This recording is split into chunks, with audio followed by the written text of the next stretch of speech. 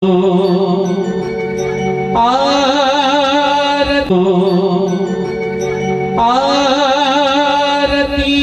गौ बाबा तुमको मनाऊं, तुमको रिझाऊं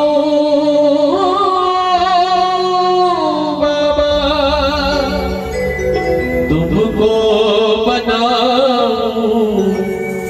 हे भोले बाबा तेरी आरती गाओ, हे भोले बाबा तेरी आरती गाओ, हे भोले बाबा तेरी आरती गाओ, हे भोले बाबा तेरी आरती गाओ।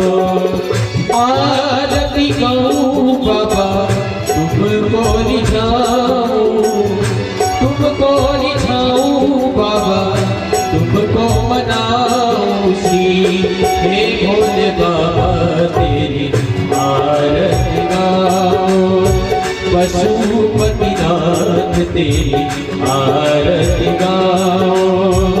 शीश तुम्हारे गंगा विराजे, शीश तुम्हारे गंगा विराजे। गले शर्म की माला साजे, गले शर्म की माला साजे। दर्शन कर आनंद मनाओ, दर्शन कर आनंद मनाओ। पशुपतिनाथ तेरी आरती गाओ।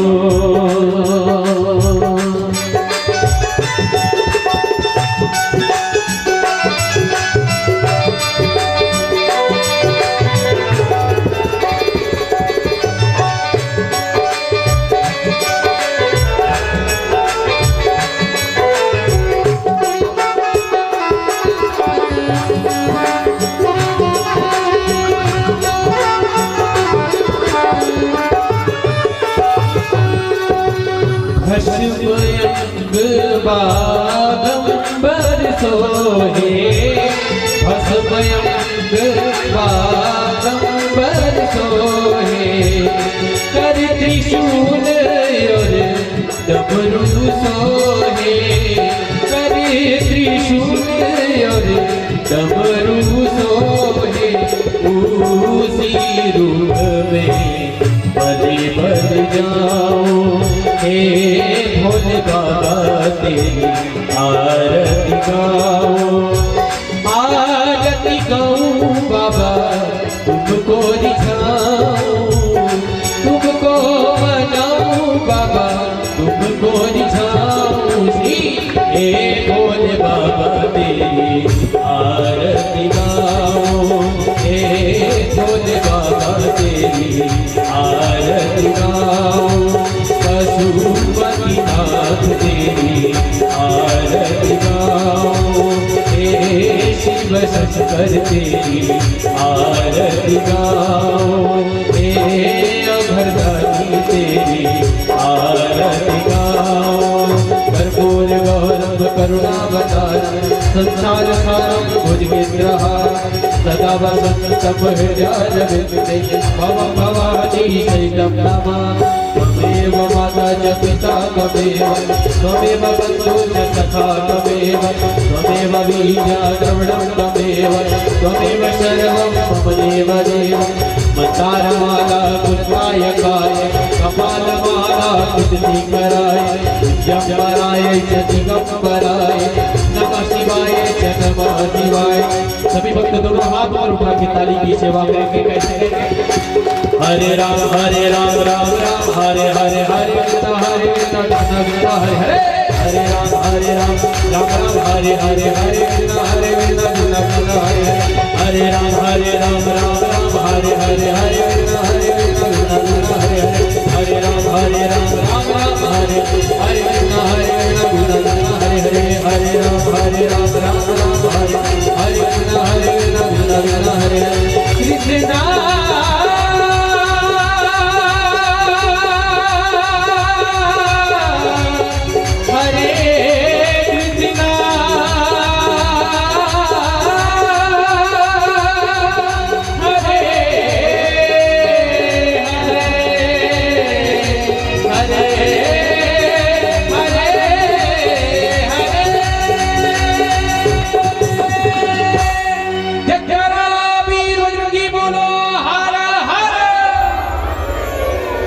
अपने स्थान में 3 बार परिक्रमा कर लीजिए।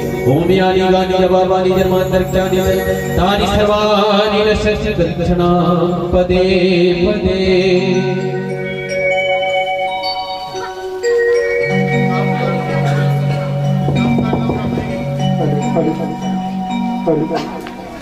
हेलो चलिए हो गया पानी आचमन किए। हरि ओम वादानि पाणी जपकानि जन्मांतरितानि च दानि सर्वाणि चिंत प्रतीक्षणायां प्रदे प्रदेह।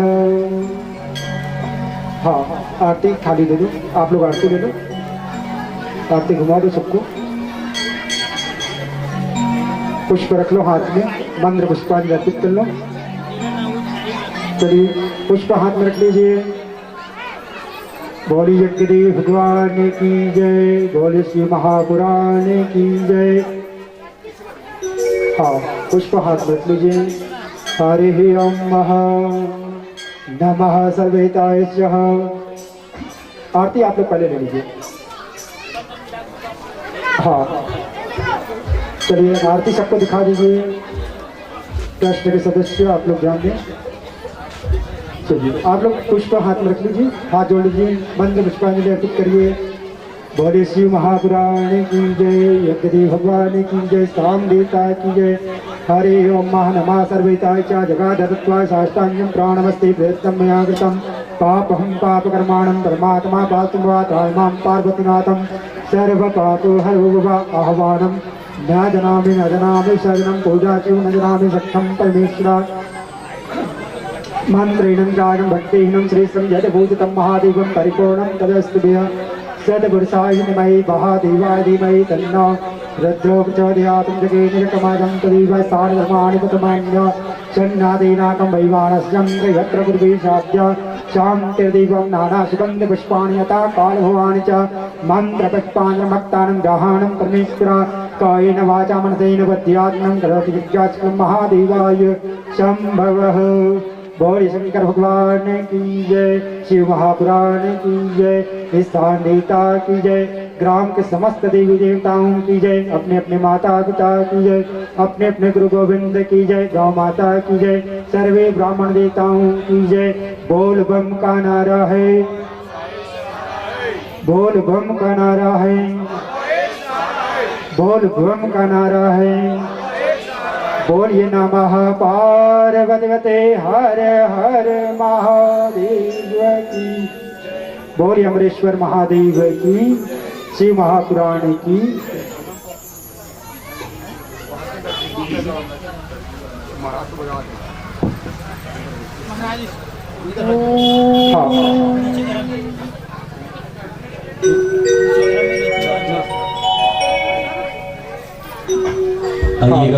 आप लोग बढ़ जाइए। हाँ अपने अपने स्थान पर बढ़ कीजिए। थोड़ा सा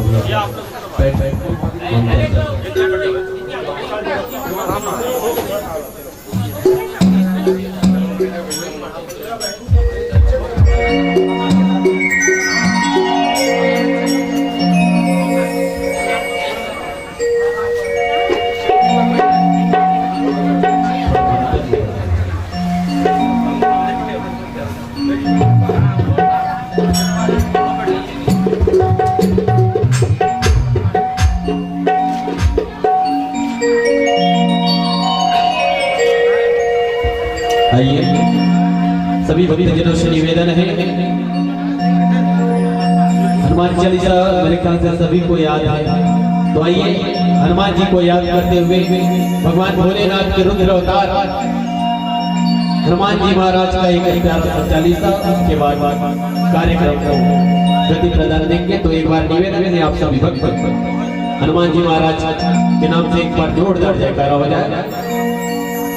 बोलिए हनुमान जी महाराज की जयकारा। वीर वज्र की बोलो हर हर महादेव। श्री शिवाय नमस्तुभ्यं, श्री शिवाय नमस्तुभ्यं, श्री शिवाय नमस्तुभ्यं।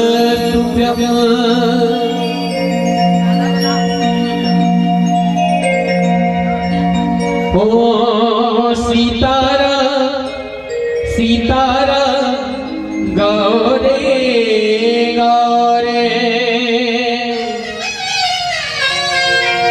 हमारी राम जी से, हमारी राम जी से, हमारी राम जी से, राम राम कहियो जी हनुमान।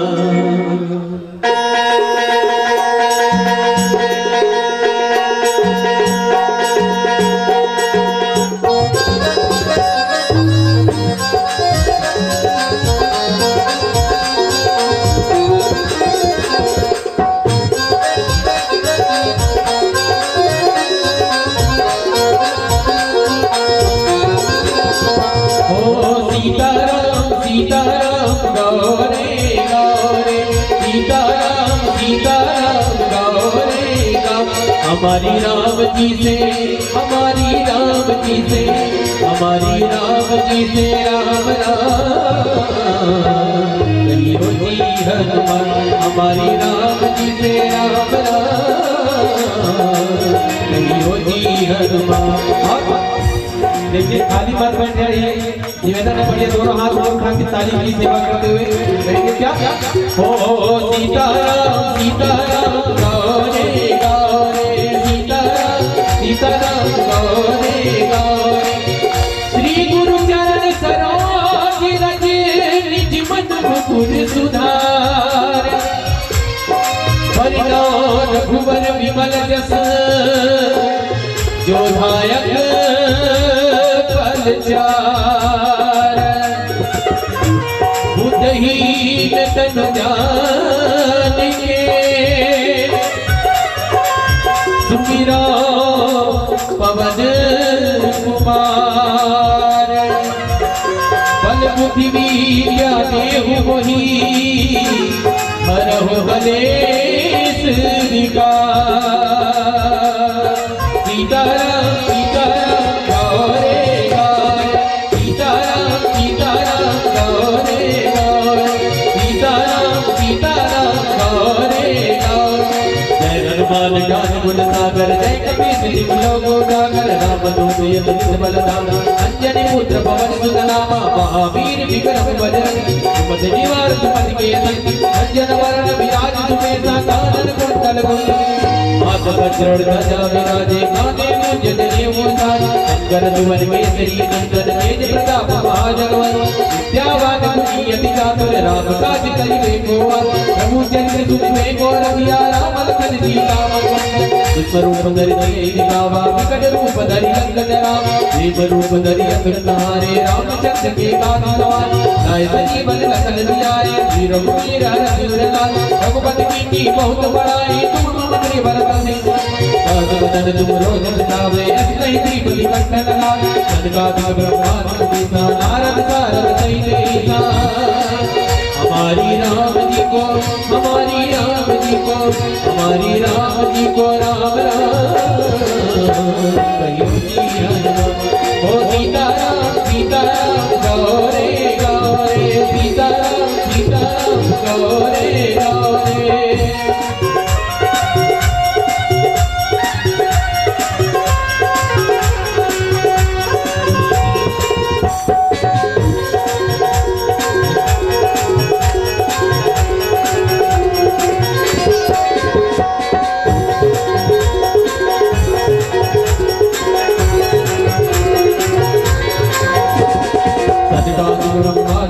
नारद सारद सहित ईसा, जब तुम मेरे दिखपाल जहाँ से। कभी को फिर गई कथे कहानी, को पुकार सूत्र भई कृष्णा। राम मिलाए राजपद, कुरुक्षेत्र विभीषण माना। लंकेश्वर भय सब जग जान, सहस्र योजन पर भानु। लील्यो ताहि मधुर फल जान, रघुपुत्र का कलियुग माही। जगत निवास गए रचना, दुर्गम काज जगत के जेते। सुगम अनुग्रह तुमरे, राम दुआरे तुम रखवारे। होता न त्यागी तुम पैसा, सब तुम लय तुम्हारी शरणा। तुम कोड़ा आपन तेज समारो, आपन तीनों लोक हाकलेगा। भूत पिशाच निकट नहीं आवे, महावीर जब नाम हनुमान। नासय रोग हरै सब पीरा, जपत निरंतर हनुमत बीरा। संकट से हनुमान छुड़ावे, मन ब्रह्म दर्शन ध्यान ज्वाला सब कर राम तपस्वी राजा जिनके काज सकल तुम साजा और मनोरथ जो कोई कोई जीवन फल पावे चारों युग पर तापक मारा है प्रसिद्ध जगत उजियारा साधु संत के तुम रखवाला असुर निकंदन राम दुलारे असिद्धि नवनिधि के दाता असबर दीन जानकी माता राम रसायन तुमरे पाता सदा रहो रघुपति के दाता तुमरे भजन राम को पावा जन्म जन्म के दुख बिसरावा अंत काल रघुबर पुर जाई जहाँ जन्म हरि भक्त गावा और देवता चिंतन धरई हनुमत से सर्व सुख करे कट कटे जय सब पीरा जो सुकरे हनुमत बल जय जय जय हनुमान गोसाई कृपा करो गुरुदेव की नाम जो सत बार पाठ कर कोई झूठे भक्त महादुख जो यह करे हनुमान चालीसा हो सिद्ध की गल तुलसीदास सदा हरि तेरा की जय नाथ जय महादेव की जय नाथ जय महादेव की जय नाथ जय महादेव हमारी राम की जय हमारी राम की जय हमारी राम जी को राम राम हमारी राम जी को राम राम जी हनुमान सीताराम सीताराम गौरे गौरे सीताराम सीताराम गौरे गौरे सीताराम सीताराम गौरे गौरे सीताराम सीताराम गौरे गौरे पवन तने संकट हरण मंगल मूर्ति रूप राम लखन सीता सहित हृदय बसहु सुरभू बोलिए हनुमान जी महाराज की बोलिए भूत भावन भोलेनाथ महाराज की शेरवाली मैया की बोलिए साचे दरबार की शेरवाली मैया की गांव की शीतलादाई की अंगारवती मैया की विंध्यवासिनी दाई की बोलिए अपने अपने माता पिता गुरुदेव की और सभी दोनों हाथ पर उठा के बोलेंगे श्री शिवाय बड़े जोर से आनी चाहिए आपकी आवाज श्री शिवाय बोलिए भूत भावन भोलेनाथ महाराज की और आइए आज की मंगलमय कथा का हम सभी सुश्री शौक्य किशोरी जी के बुखार में से हम सब श्रवण पान करेंगे तो आइएगा सभी से निवेदन है एक बार हमारे व्यास पर विराजमान किशोरी जी के स्वागत के लिए सम्मान के लिए आप सभी एक बार जोरदार ताली की अपेक्षा चाहूंगा और एक बार जोरदार जयकारी के साथ हम उन्हें निवेदन करेंगे आज की मंगलमय कथा का श्रवण पान कराने के लिए आइए एक बार जोरदार जयकारी के साथ बोलिए भूत भावन भोलेनाथ महाराज की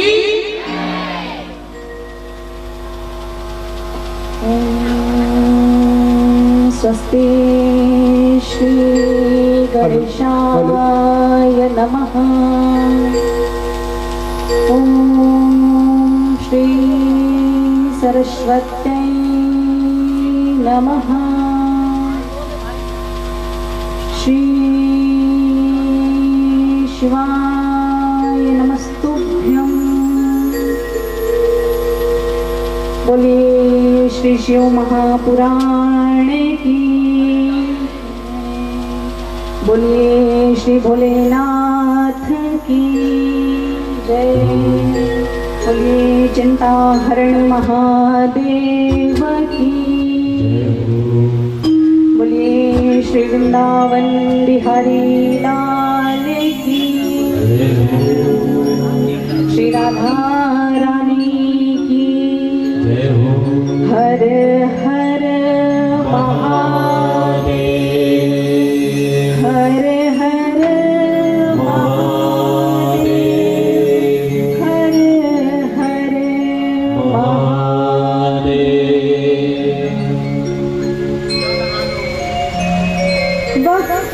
वक्रतुंड महाकाय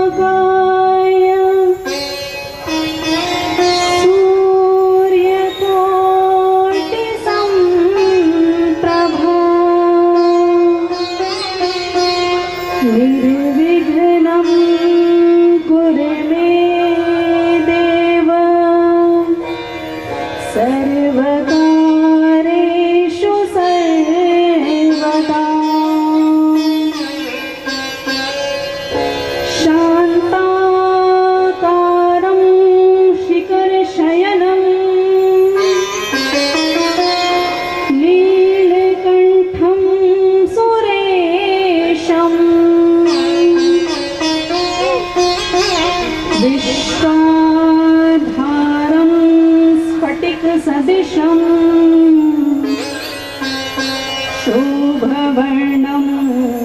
शुभांगम्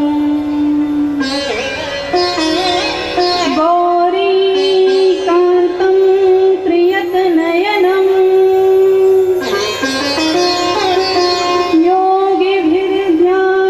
योगिभिर्ध्यानगम्यम् वन्दे शम्भो भवभयहरणम् सर्वलोकैकनाथम् या देवी सर्वभूतेषु आनन्दरूपेण संस्थिता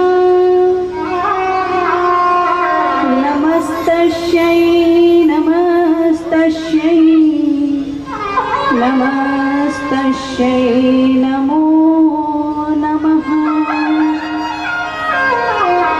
कृष्णाय वासुदेवाय हरे परमात्मने प्रणतः क्लेशनाशाय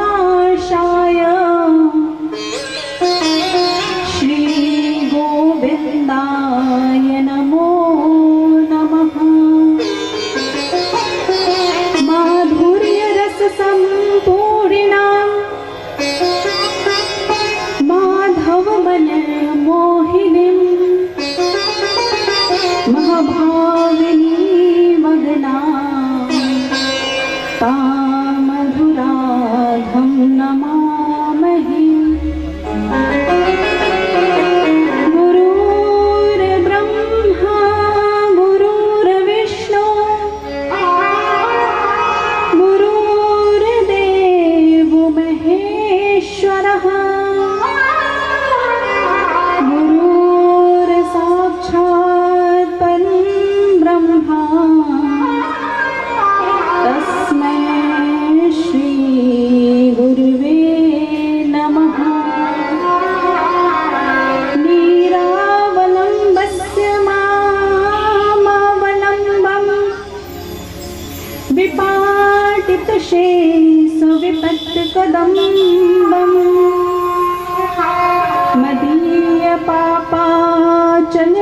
मदीयपापाचलपातशम्भम् प्रवर्ततां वाचि सदैव बं बं बं बं बम् ॐ नमः शिवाय ॐ नमः शिवाय ॐ नमः शिवाय ॐ नमः शिवाय ॐ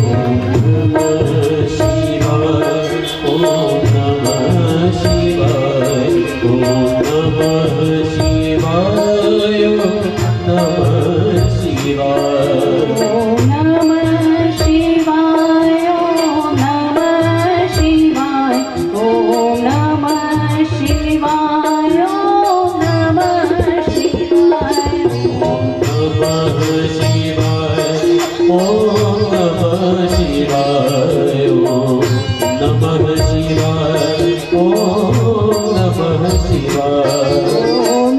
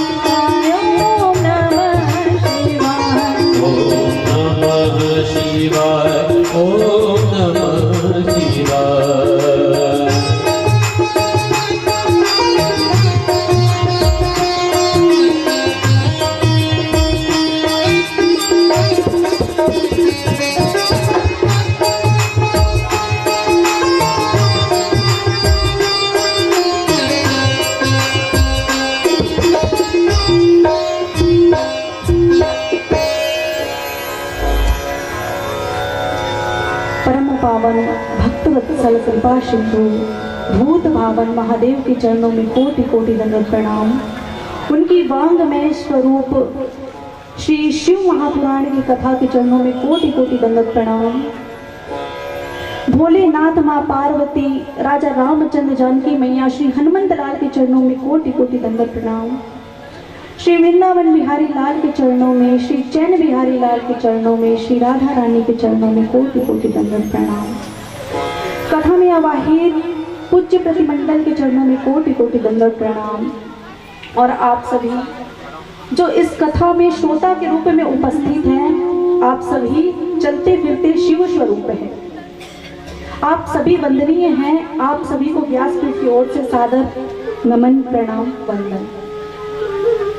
तो आज बड़ा ही पावन सौभाग्य का दिन है और उसका कारण है कि यह जो श्रावण मास चल रहे हैं। वैसे तो श्रावण मास हर वर्ष आती है, किंतु इस श्रावण मास कुछ खास है। इस बार बड़ा सौभाग्य हुआ कि इस बार 2 महीने का श्रावण मास हुआ, महाश्रावण। तो आज से 7 दिन तक शिव आराधना है। तो 7 दिवसीय इस 7 दिन के बीच में हमको भगवान शिव की आराधना करनी है, जिससे आने वाले श्रावण मास में किए हुए हर कार्य आप भगवान शिव को साक्षात स्वरूप उन्हें आप प्राप्त कराएं, समर्पित करें अपने मन की भावना, उस प्रारूप में आप आ जाए। और बड़ी सौभाग्य की बात होती है जब भोलेनाथ की कृपा होती है, महादेव की कृपा होती है, तब उनकी कथा शिव महापुराण सुनने का सौभाग्य प्राप्त होता है।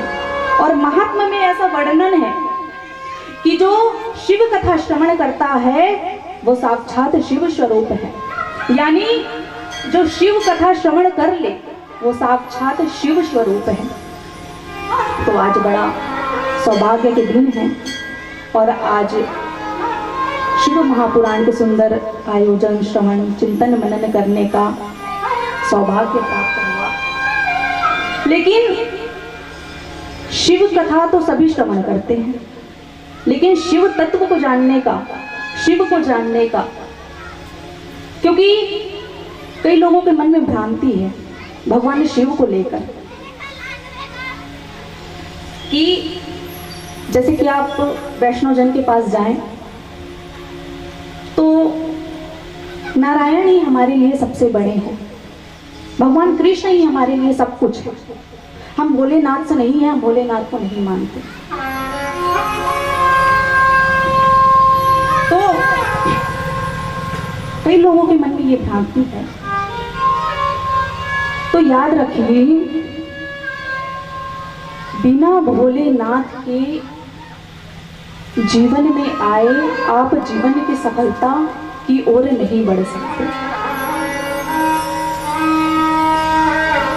शिव का अर्थ ही है कल्याण, जो साक्षात शिव स्वरूप है, कल्याण पद है, कल्याण स्वरूप है। और जिसके जीवन में शिव पार्वती का प्रवेश नहीं है वो कभी भक्ति के मार्ग में आगे नहीं बढ़ सकते।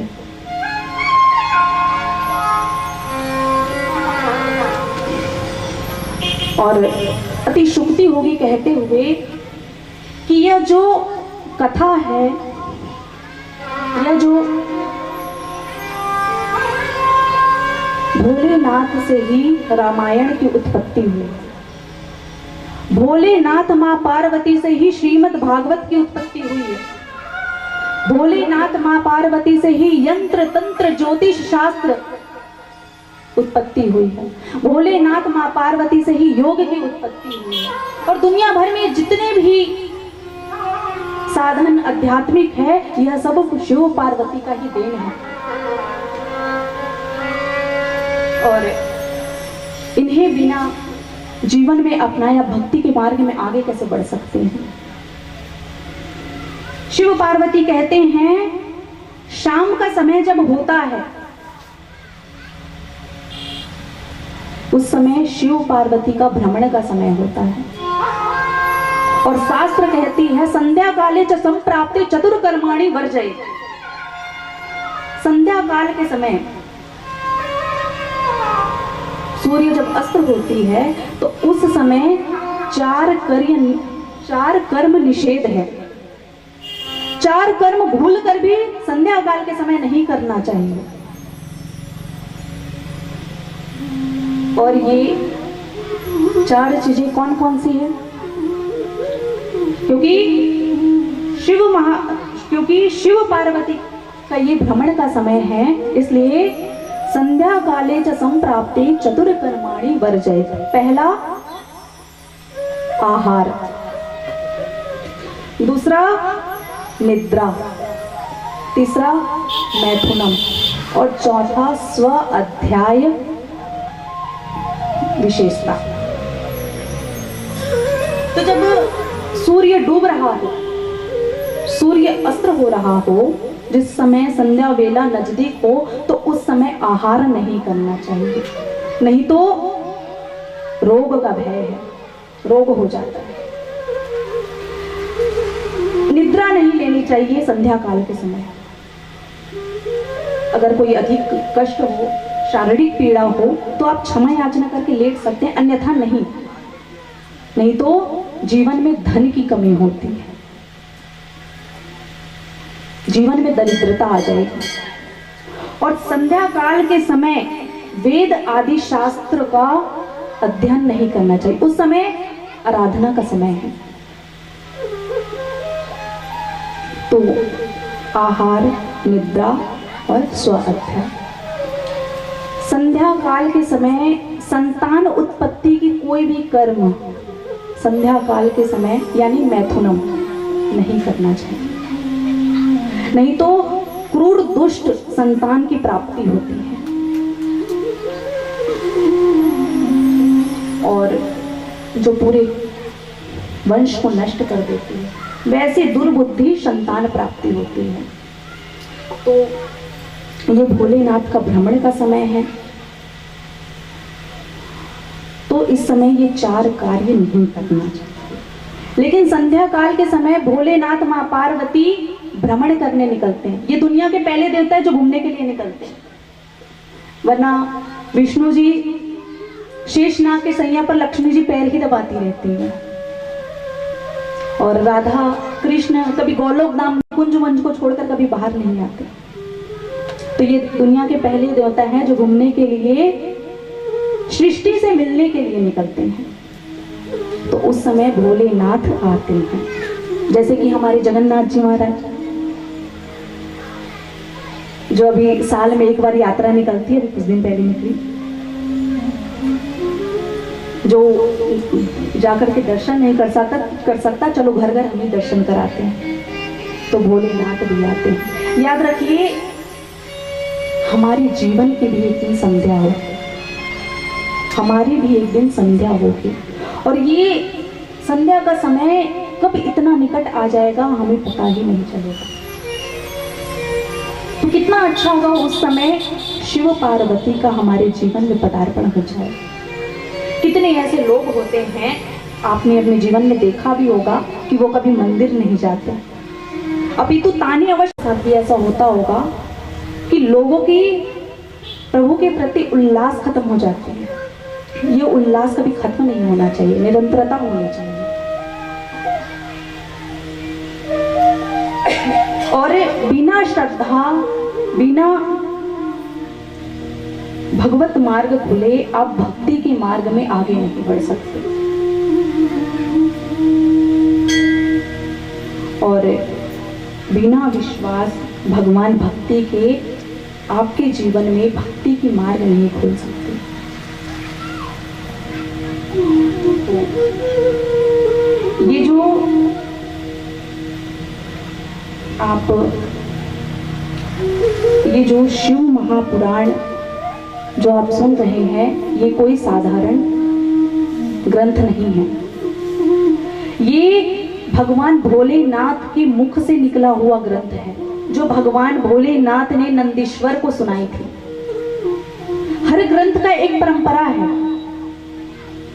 कि यह ग्रंथ किसने सुनाया था। तो यह ग्रंथ भोलेनाथ के मुख से निकलकर भगवान भोलेनाथ ने नंदीश्वर को सुनाई थी। नंदीश्वर ने सनकादिक ऋषियों को सुनाई, सनकादिक ऋषियों ने सूत जी महाराज को सुनाई, और सूत जी महाराज प्रयागराज के क्षेत्र में बैठे हुए उन 88,000 ऋषियों को श्रवण कराया, जिनके माध्यम से यह ग्रंथ हम तक आया, जन जन तक यह ग्रंथ हो गया। तो भगवान शिव बड़ा ही सरल, और सबसे सरल सेवा अगर किसी की है तो यह भोलेनाथ। अब ग्रंथ में भले ही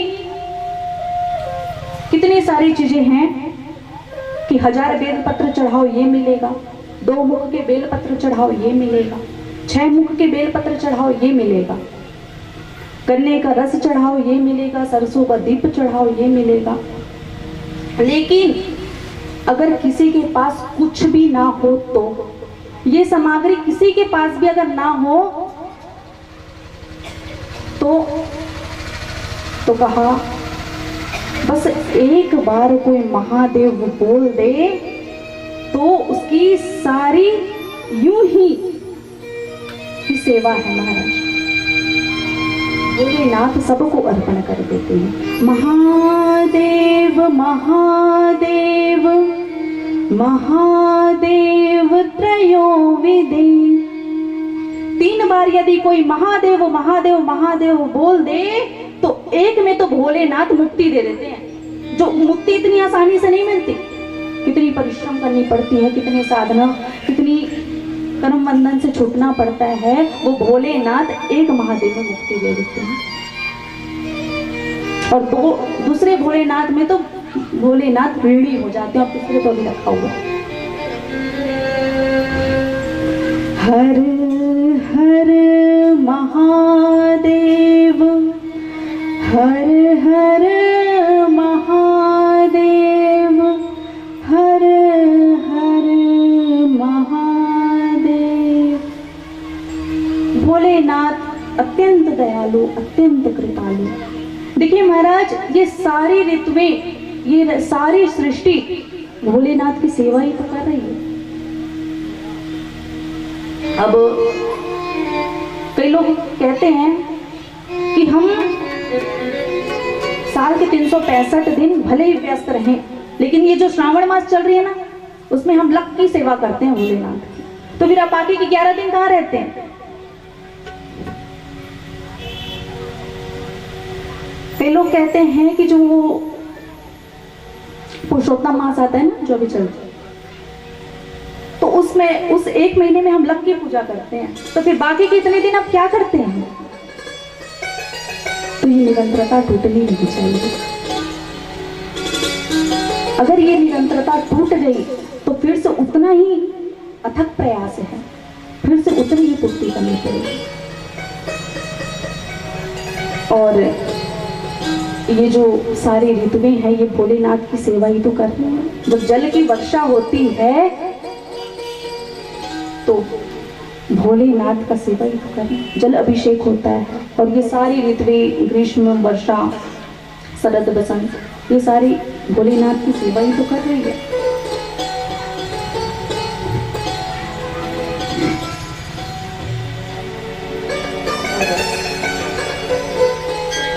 ये जो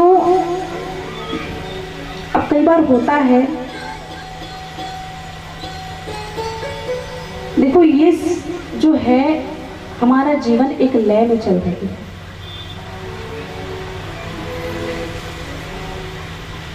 हमारा जीवन एक लय में, अगर ये इस लय से भंग हो गए तो फिर आप भक्ति के मार्ग में कभी आगे नहीं बढ़ सकते। जैसे अब कई बार लोगों के जीवन में देखे होंगे कि लोगों के जीवन बड़े असंतुलन है, कब जाग रहे हैं, कब सो रहे हैं, कुछ पता नहीं है, कोई टाइम फिक्स नहीं है।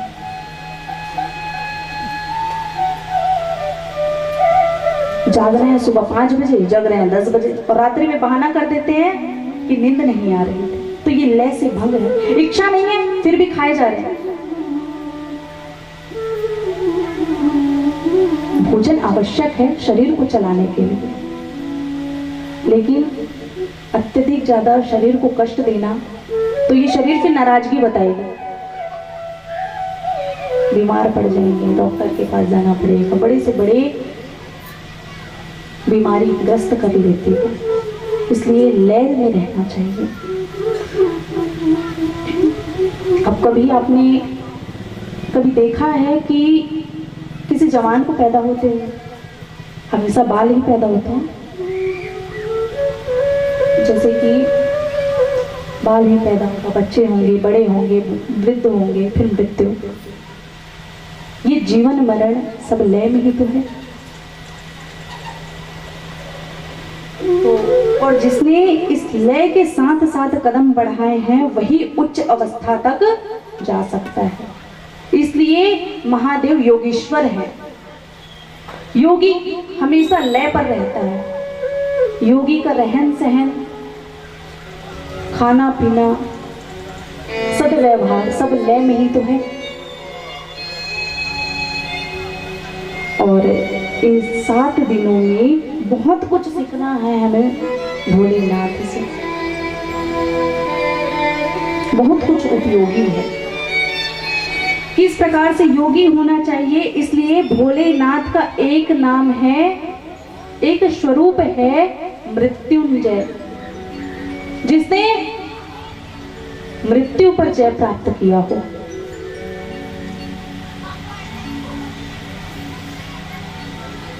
और ये जो मृत्यु का जन्म है कुछ नहीं है, और जन्म जैसा कुछ नहीं है, और मृत्यु जैसा कुछ नहीं है। इसलिए भोलेनाथ का एक स्वरूप है मृत्युंजय। शिव से ही सबकी उत्पत्ति, और शिव का ही सबसे लय। शिव से ही सबकी उत्पत्ति और शिव से ही सबका लय, और जिसने इसे समझ लिया वही शिव स्वरूप है। ये जो हमारी आत्मा है ना, वही शिव स्वरूप है। ये जो आत्मा है वही शिव स्वरूप है। यानी अगर ये जो चेतना है अगर ये निकल गई तो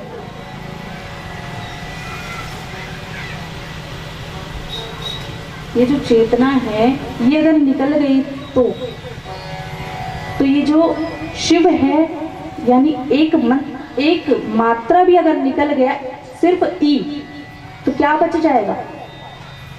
शव। शव यानी मुर्दा। तो जब भोलेनाथ की हमारी चेतना है तभी हम, क्योंकि इकार शक्ति, या आप इसे चेतना कह सकते हैं, ईश्वर कह सकते हैं, तो ये शिव स्वरूप है। और वही शक्ति अगर हट जाए यानी चेतना हट जाए तो क्या बच जाएगा? शव यानी मुर्दा। इसलिए काशी को ग्रंथ में महाशमशान कहा गया है। आप मणिकर्णिका घाट पर जाइए, आप देखेंगे तो वहां पे 24 घंटे शव की लाइनें लगी रहती हैं, 24 घंटे जलने के लिए। और इसलिए भोलेनाथ शमशान निवासी है।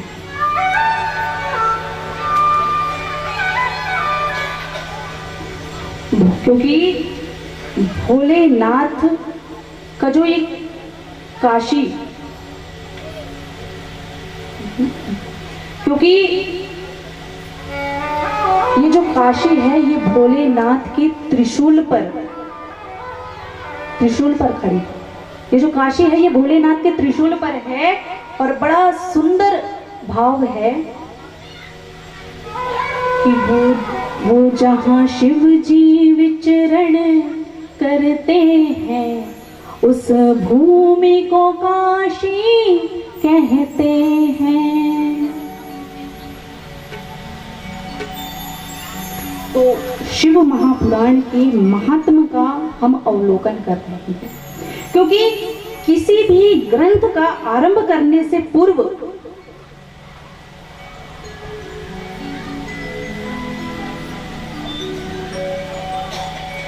उसकी महिमा के विषय में पता होना चाहिए कि शिव क्या कर सकते हैं, शिव क्या दे सकते हैं।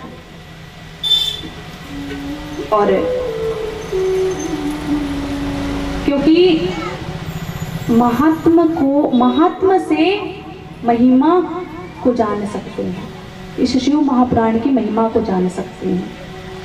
और प्रयागराज की सुंदर पावन भूमि में 88,000 ऋषि को लेकर के सूत जी महाराज बैठे हैं और शौनक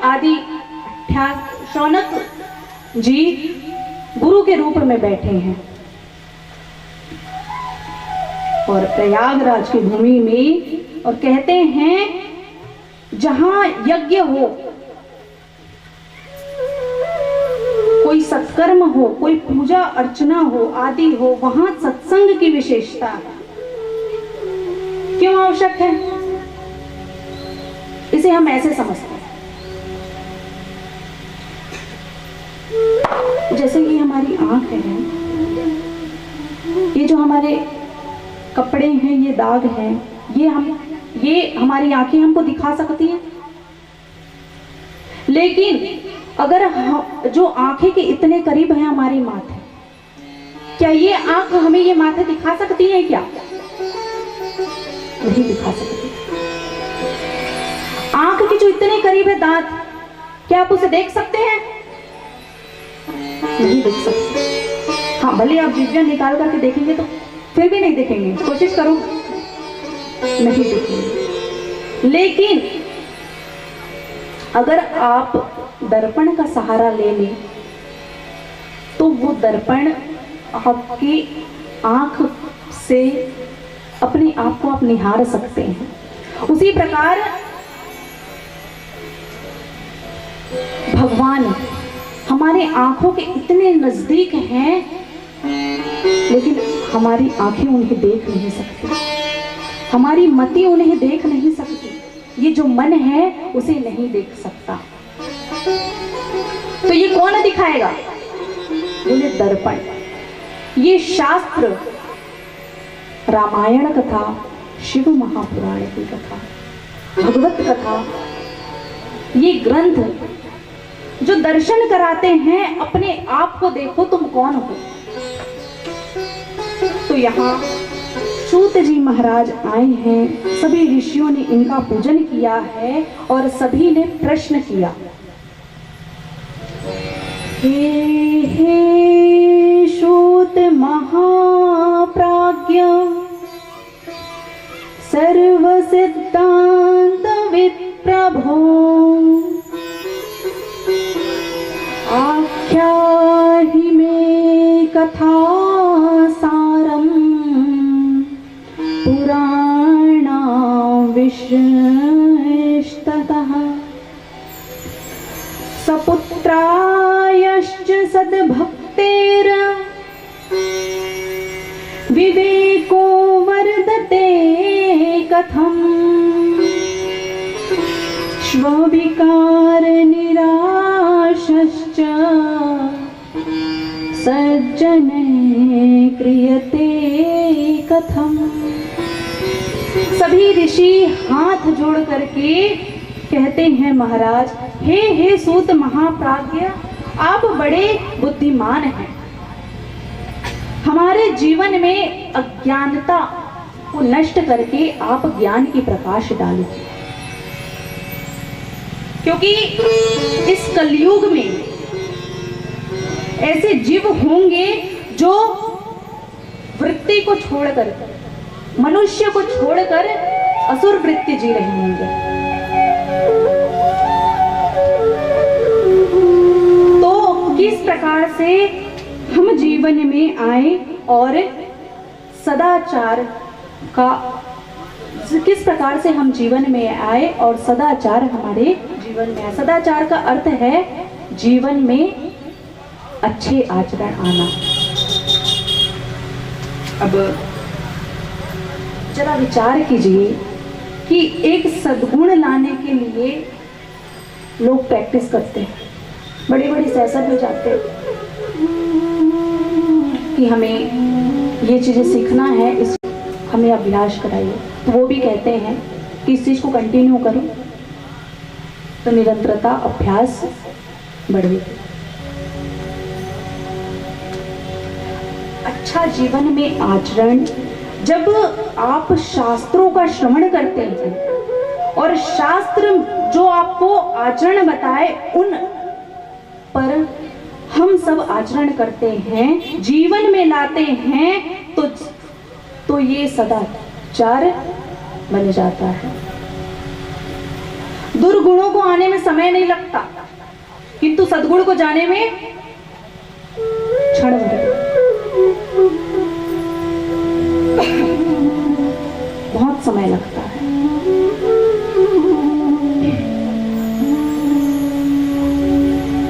जीवाश्च सुरतां प्राप्तः प्रायो घोरे कलविः तस्य संशोधने किं हि विद्यते परमायनम्। मनुष्य शरीर असुरता की ओर जा रहा है और इस असुरता को अंदर से भीतर से किस प्रकार शुद्ध किया जाए, क्या ऐसा किया जाए कि शरीर की जो यह शुद्धता है, जैसे भगवान ने भेजा था वैसे ही हम निर्मल बन जाए। तो सूत जी महाराज बड़े प्रसन्न हुए और कहते हैं, ऋषियों तुमने बड़ा ही दिव्य प्रश्न किया है। मेरे से यूं तो मेरे पास अत्यंत कथाएं इतिहास है, लेकिन इस समय तुम्हारे लिए उपयोगी और संसार में आने वाले लोगों के लिए साधन के लिए उपयोगी यदि कोई है तो वो है शिव महापुराण। इससे अच्छा ग्रंथ का परिचय कोई नहीं। शिव महापुराण के विषय में ऋषियों ने कहा, महाराज हमें बताइए कि जीवन का परम लक्ष्य क्या है, क्यों जीवन में जन्म लेते हैं और जैसे ही बड़े होते हैं, पढ़ते हैं, विवाह होती है, फिर बाल बच्चे होते हैं, फिर बच्चे और फिर मृत्यु। ये जीवन कब समाप्त हो जाएगा पता ही नहीं चलेगा, तो फिर जीवन हुआ ही क्यों? और अगर जन्म लेकर के कमाना ही था तो फिर ये प्रतिष्ठा प्राप्त करना ही क्यों था? इसका मतलब प्रभु प्राप्ति इस शरीर से नहीं दे सकती, इस जन्म में हो सकती है साधन। तो क्या है? सर्व सिद्धांत निष्पन्नम भक्त्यादि विवर्धनम शिवतोषकरं दिव्यं शृण्वत्स रसायनम। सर्व शास्त्रों का जो सार है वो है शिव महापुराण, जो भगवान शिव को संतोष देने वाली, जो भगवान शिव को प्रसन्न करने वाली। और भगवान शिव को जो प्रसन्न कर दे वो साधारण तो नहीं हो सकता।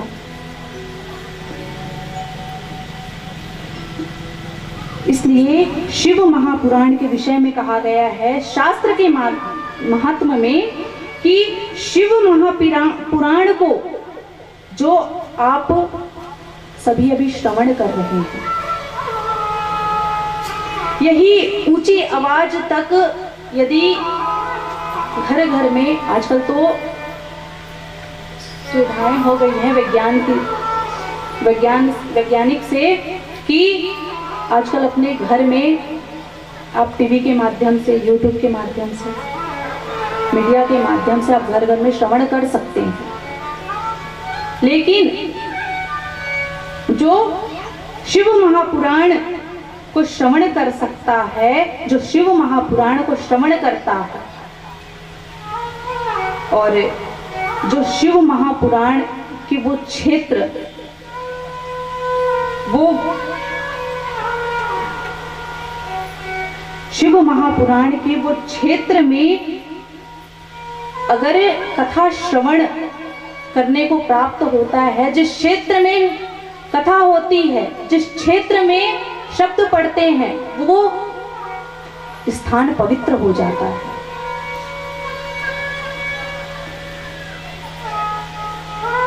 और वो क्षेत्र पापों से मुक्त हो जाता है, वहां पाप निवास नहीं कर सकता।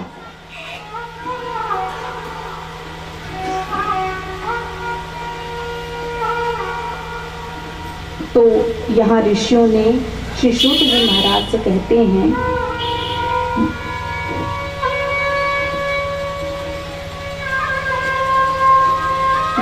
यत् पुण्यं सर्वदानेषु सर्वयज्ञेषु वा मुने शम्भो पुराणे श्रवण तत् फलं निष्फलं भवेत्। इस कथा को श्रवण करने वाला जो पुण्य प्राप्त होता है वो उतने बराबर का है जैसे कोई सारे जप कर ले, तप कर ले, सत्संग कर ले, या कोई तीर्थ राज शो यज्ञ, तो उसे भी कई शिव महापुराण को श्रवण करने जैसा कोई दूसरा साधन है ही नहीं। तो यहाँ शिव की कृपा से किस प्रकार से शिव की कृपा बरसती है। महात्म के द्वितीय अध्याय में देवराज नामक ब्राह्मण की कथा आती है। यहाँ पर वर्णन ऐसा आता है कि आसित किरात नगरे ब्राह्मण ज्ञान दुर्लभ। किरात नगर के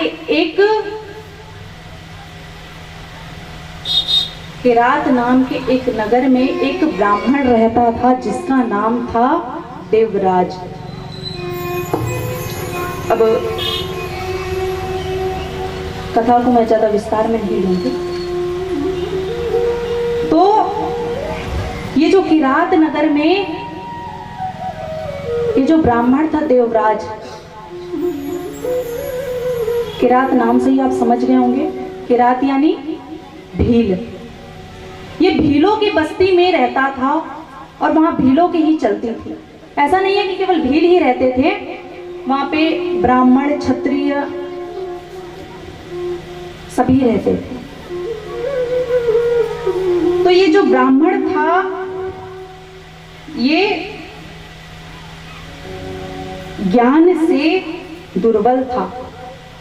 यानी यह जो ब्राह्मण जन्म प्राप्त होता है वो किस लिए होता है? ज्ञान के मार्ग के लिए होता है। ब्राह्मण वर्ण प्राप्त करने का अर्थ है कि भगवान ने जीवन में नई दिशा दी है कि तुम इस जन्म में मुझे प्राप्त करने के सामर्थ्य रखते हो। अन्य किसी योनि में यह सामर्थ्य नहीं है।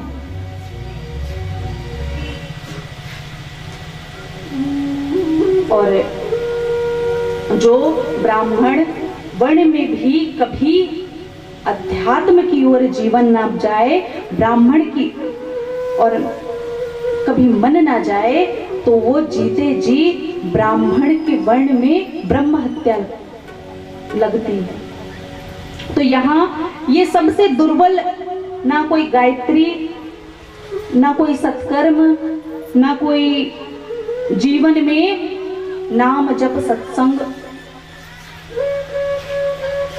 कुछ भी, ये इसके जीवन में कुछ भी नहीं। अपितु भील जैसे शहद बेचता है वही काम करता था। देखो हमारे यहाँ ब्राह्मणों को ज्ञान विषयन चीजों पर ही उनका जीवन यापन करना चाहिए, अन्यथा कोई आर्थिक समस्या हो तो आप भले कुछ समय के लिए क्षत्रिय जीवन ले सकते हैं, अन्यथा ये ब्राह्मण को नहीं करना चाहिए। कुछ समय के लिए आप क्षत्रिय जीवन ले सकते हैं, माने उनके आजीविका व्यापार आदि करना, ये सब करना, लेकिन ये ब्राह्मण का स्वधर्म नहीं है। ब्राह्मण का स्वधर्म है कि ये जो शास्त्र कहता है और हमेशा के लिए किसी की वृत्ति, जैसे आप क्षत्रिय वृत्ति कर रहे हैं तो आप ये कुछ समय के लिए कर सकते हैं, लेकिन स्वधर्म के लिए नहीं है। से उसकी बुद्धि में ऐसा पर्दा पड़ जाता है, फिर उसे सोचने का विषय नहीं रहता कि वो कर क्या रहा है। बड़े से बड़े अनर्थ को भी वो करने से किंचित मात्र भी संकोच नहीं करता। और देवराज ने जब देखा कि घर पर तो माता पिता और पत्नी का अधिकार है, घर में तो मुझे घुसने तक नहीं देते। क्यों नहीं देते? क्योंकि ये पर पुरुष का संग करता था, वैश्या का संग करता था।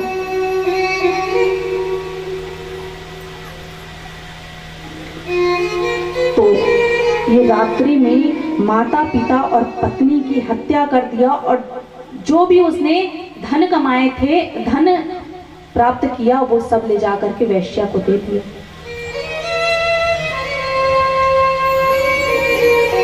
और उस पापाचारी ने अपने माता पिता और पत्नी की हत्या कर दी, अपने स्वजन, अपने ही परिवार के लोगों को मारा।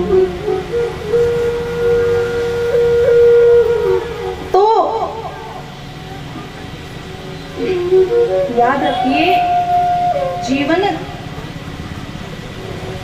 याद रखिए, जवानी तक तो आप खूब भगवान ने जो आपको दिया है वो सब आप मौज मस्ती में लगा देंगे, लेकिन जब ये जीवन का जो समय आएगा वो आपसे देखा नहीं जाएगा। फिर वो परिणाम का समय है। देवराज की वृद्ध अवस्था आई, अब घर में इसका सम्मान नहीं था और दुर्भाग्य से इसके कोई संतान भी नहीं था। हर काम इसे ही करना पड़ता था। अब ये इसने किसी को पैसे दे रखे थे, तो वो पैसे लेने के लिए किसी क्षेत्र में गया और अचानक से उसकी स्वास्थ्य खराब हो गई।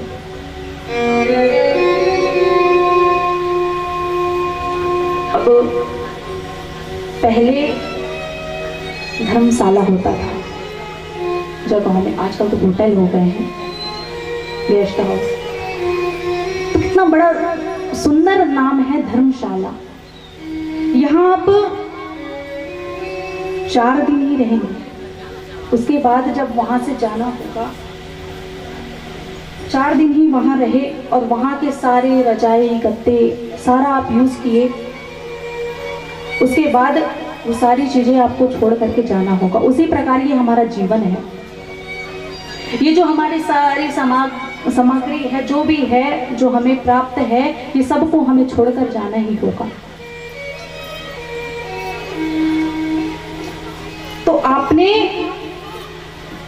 तो आपको अपने इस जीवन में जागृति रखनी होगी कि ये जीवन एक दिन कैसे ऐसे ही धर्मशाला की तरह छोड़कर जाना पड़ेगा।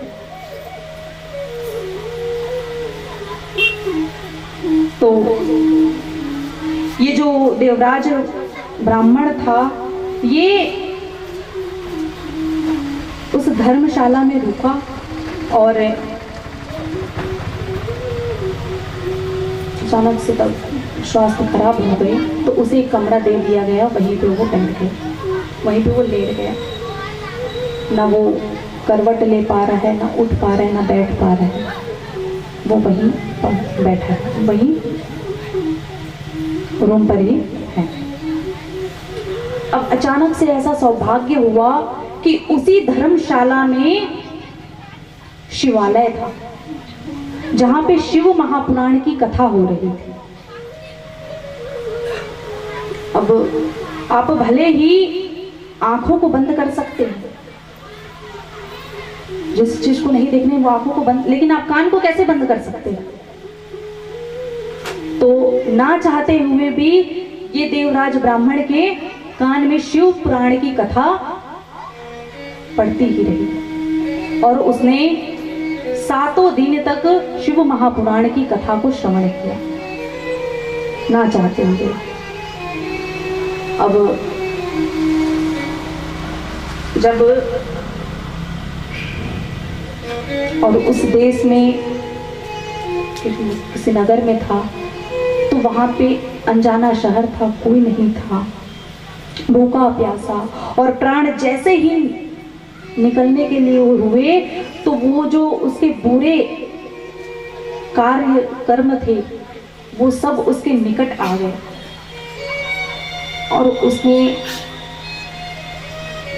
जीवन में जितने भी गलत कर्म किए थे, जितने भी गलत कार्य किए थे, वो सब उसके निकट आ गए। अब वो देवराज 7 दिन तक शिव कथा श्रवण करने को मिली और आज जो ही जैसे ही प्राण निकलने लगे तो वो रो पड़ा कि मैंने जीवन में कुछ भी नहीं किया।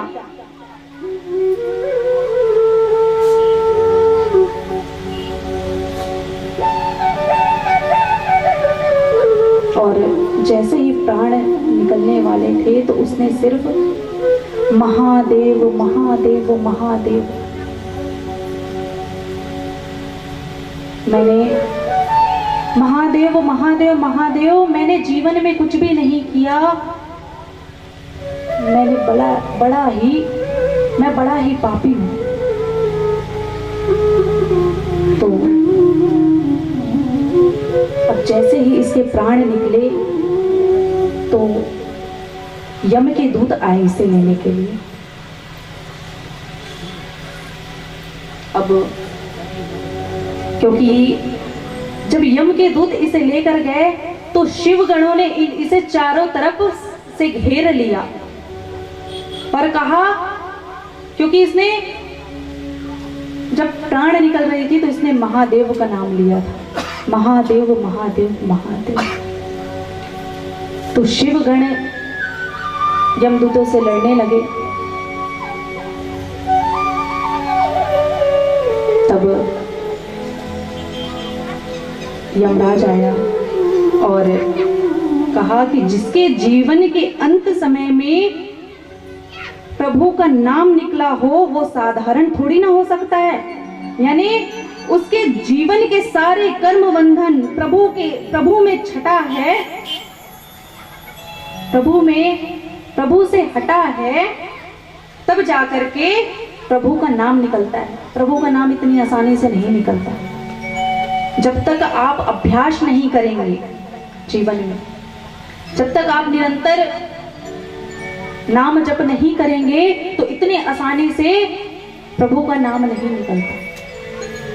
तो इसने महादेव का नाम लिया था, इसलिए शिव के गण आए और जिसने अंत समय में राम का नाम लिया हो, जीवन भर लोग भगवान के नाम का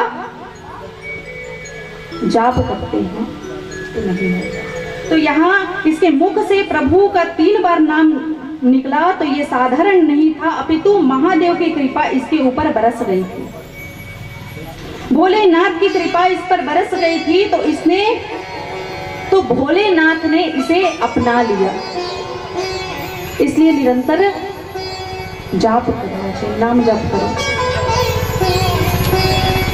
तो शिवगण ने और घोर संग्राम होने लगा, तो पापात्मा नहीं था ये, साक्षात ये जो देवराज था, अब जब शिवगण ले गए तो ये पापात्मा नहीं था, ये शिवगण हो गया था, शिव स्वरूप हो गया था। जिसको तुम छोड़कर आए थे, वो उस देवराज को शिव लोग, जो शिवगण थे वो देवराज इंद्र को शिव लोक लेकर आ गए। तो ये बड़ा पापी है, इसने बड़ा पाप किए हैं, ये अपने माता पिता का हत्या करने वाला है। अब जब शिवगण लेकर आ रहे थे तो यमराज कहता है कि ये तो बड़ा पापी है, इसने अपने माता पिता का हत्या किया है, अपनी पत्नी की हत्या किया है। तब शिवगण ने कहा कि जो एक बार भी महादेव का नाम ले लेगा तो वो शिवलोक को प्राप्त होता है। तो उसको तो यमराज ने देवराज इंद्र को विदा करके शिवगणों के साथ शिवलोक में भेज दिया। बोलिए भोलेनाथ महाराज की। आइए बड़े भाव के साथ एक बार प्रेम से जयकारा लगाएंगे और प्रभु का नाम, भोलेनाथ महाराज का नाम अपने मुखार में से यही कहते हुए कहेंगे क्या? बोलिए भूत भावन भोलेनाथ महाराज की जय।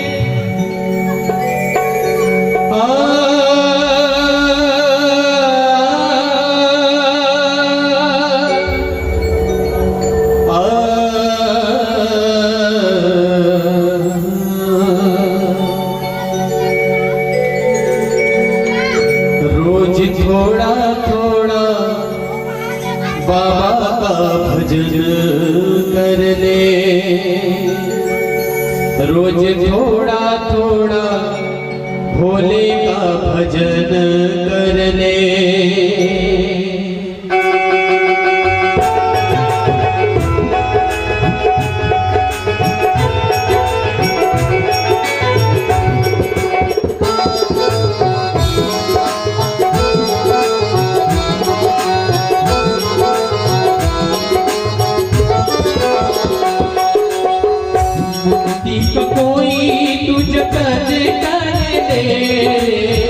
मुक्ति का कोई तू जतन कर ले, रोज थोड़ा थोड़ा बाबा का भजन कर ले, रोज थोड़ा थोड़ा भोले का भजन कर ले। मुक्ति का कोई तू जतन कर ले, मुक्ति का कोई तू जतन कर ले, रोज थोड़ा थोड़ा बाबा का भजन कर ले, रोज थोड़ा थोड़ा बाबा का भजन कर ले। हरि बोल।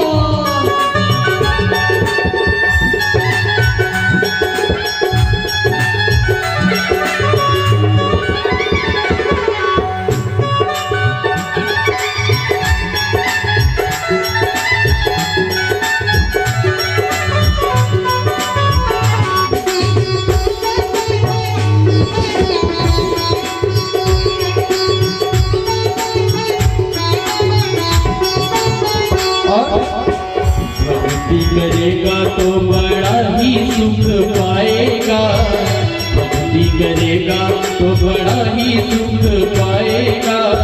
भक्ति से आत्मा का मैल छूट जाएगा, भक्ति से आत्मा का मैल छूट जाएगा। आत्मा के साथ साथ भजन कर ले, आत्मा के साथ साथ भजन कर ले।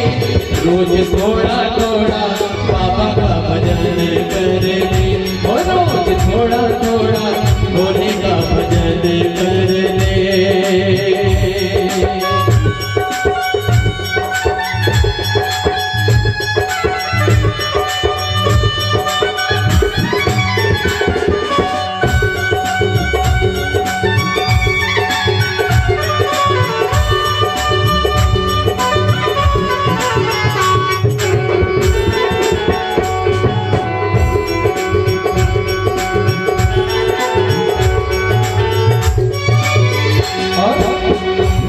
संगत करे अच्छे लोगों की, संगत करे अच्छे लोगों की, दवा मिल जाएगी सभी रोगों की, दवा मिल जाएगी सभी रोगों की।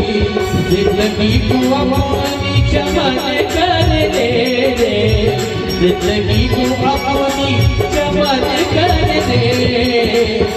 सभी भक्तजनों से निवेदन है, एक बार बढ़िए दोनों हाथ ऊपर उठा के भोलेनाथ महाराज की जयकारा लगाते हुए अपने मुखारबिंद से यही शब्द कहेंगे, क्या बोलिए भूत भावन भोलेनाथ महाराज की।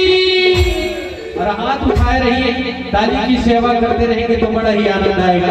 कहेंगे क्या, रोज थोड़ा थोड़ा बाबा का भजन कर ले, रोज थोड़ा थोड़ा बाबा का भजन कर। और ताली के साथ कैसी ताली हो, रोज थोड़ा थोड़ा बाबा का भजन करेंगे, रोज थोड़ा थोड़ा बाबा का भजन करेंगे। मुक्ति का कोई तू जतन करे, मुक्ति का कोई तू जतन करे, थोड़ा थोड़ा बाबा का भजन करे, और थोड़ा थोड़ा बाबा का भजन